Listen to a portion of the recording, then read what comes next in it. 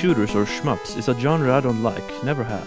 They're just too hard and I'm not good at them at all. Imagine then how surprised I was when I played this game and actually liked it. The first thing I noticed is that unlike most shmups, you don't die in one hit, but have health and shields. This makes the game a lot less frustrating. The second is that you can change altitudes, like in Mission X on Intellivision and arcade. This feature is most likely here in order to use the Virtual Boy's 3D.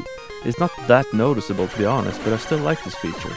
First of all, it's a useful technique to avoid getting shot at, and second, I like that you sometimes have to fly over or under obstacles and hazards. The bosses also use altitudes, and the power-ups are found on both planes, so the feature gets well used. It's not just there for the sake of 3D. The control is nice and fluent, and there's two setups on the config screen, basically one regular and one for lefties. You move with the D-pad, and shoot with L or R.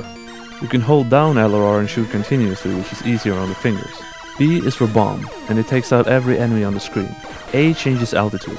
The power-ups are great, especially the little helper ship that just flies around and does your job for you, killing enemies all over.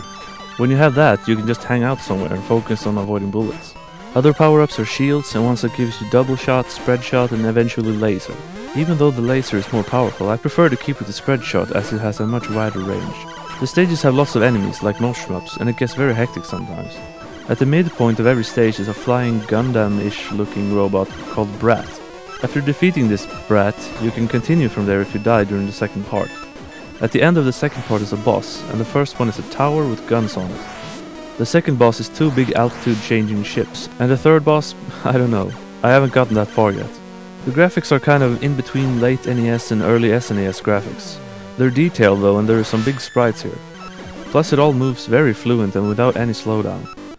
Try playing Gradius, or Nemesis as it's called, on Game Boy today and the screen blurring will be your worst enemy, but on Virtual Boy it's crisp all the time. The music is good, but I don't notice it very much when playing because I have my hands full trying to survive. The sound effects are what you'd expect: blam, pew pew and swoosh. There are 5 levels with 2 parts each. There are continues but no passwords or saving. The game is pretty short, and even though it's hard for me to get far, a seasoned shmup expert who have beaten Gradius or R-type games before should have no problem beating this game in less than an hour, really. I like this game. My favorite 2D shooter, although I admit it's about the only 2D shooter I like. The best thing is that you don't die in one hit, and the power-ups.